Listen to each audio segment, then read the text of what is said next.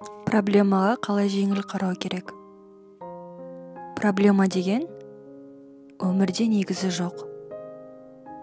Сіз өзіңіздің кім екеніңізді білмегендіктен, осы өмірде келеңсіз жағдайларға проблема деп ат қойып алғансыз. Мейлі осы мәселелер шешілмейтіндей, сізді бір тығырыққа тірегендей болады.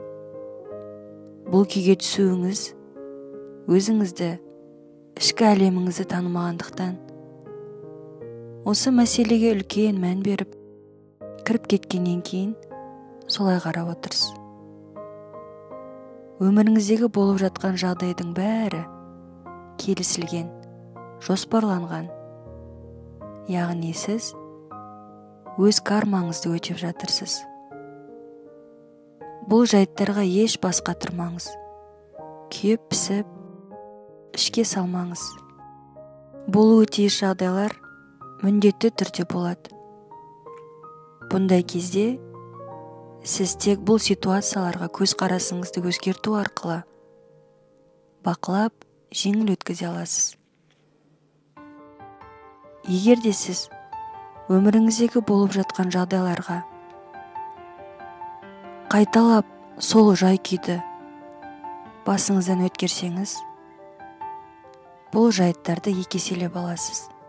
Яғни, бұл проблема, бұл мәселе басқаша күйде өміріңізге қайта келуі мүмкін. Сол себепті әр жағдайға тек бақылап қана үйреніңіз, босатыңыз. Болуы тиіс жағдайлар міндетті түрде болады. Сіз бақылаушысыз. Проблема өмірде жоқ. Оны тудырып отырған ақыл. Кей жағдайларға шешілмейтін мәселеде қарап, адамды қараңғылыққа байлап, тығырыққа тіреп қоятын осы ақыл. Сіз өзіңіздің кім екеніңізді ұмытпаңыз. Сіз ақылдың құлы болмаңыз. Сіз ақыл емессіз. Сіз дене емессіз. Сіз тек бақылаушысыз.